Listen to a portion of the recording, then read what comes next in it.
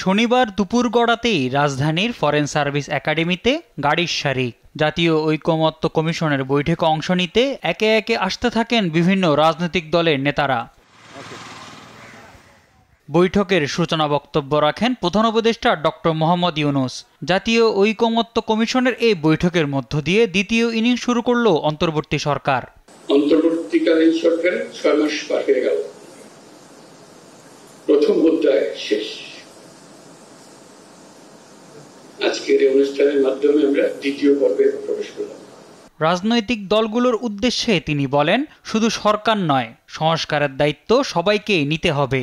আপনাদের সহযোগিতা চাই, এটা আমি বলবো না, কারণ এটা আপনাদের কাজ,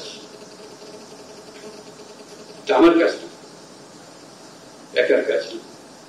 যেহেতু আপনারা জনগণের প্রতিনিধিত্ব করেন, আপনাদেরকে বলতে হবে সমাজের কাঠামো কোন কি করতে হবে, কিভাবে করতে হবে।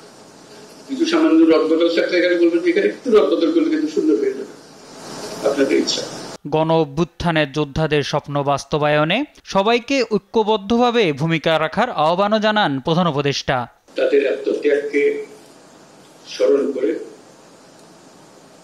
তাদের আত্মত্যাগকে সার্থক করার জন্য আমরা সবাই মিলে, যারা সুযোগ পেয়েছি, তারা সবাই মিলে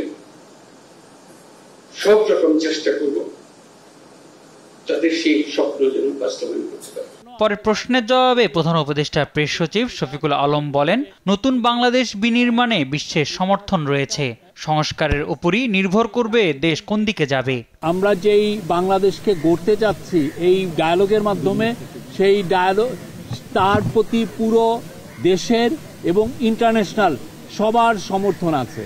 ইন্টারন্যাশনাল যতগুলো বড় বড় দেশ আছে তারা বলেছে তোমাদের কি চাই, আমরা তোমাদের সাথে আছি, এবং একই সাথে ইউনাইটেড নেশনের পূর্ণ সমর্থন আছে।